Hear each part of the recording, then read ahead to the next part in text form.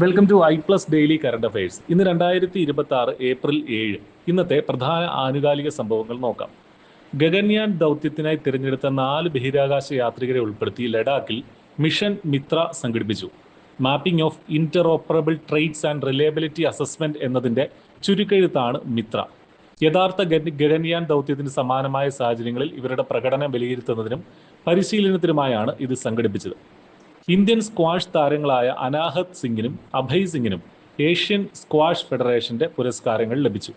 Junior girls player of the year പുരസ്കാരമാണ് അനാഹത്തിന് ലഭിച്ചത്. Men's player of the year പുരസ്കാരം അഭയ് സിംഗിനും ലഭിച്ചു.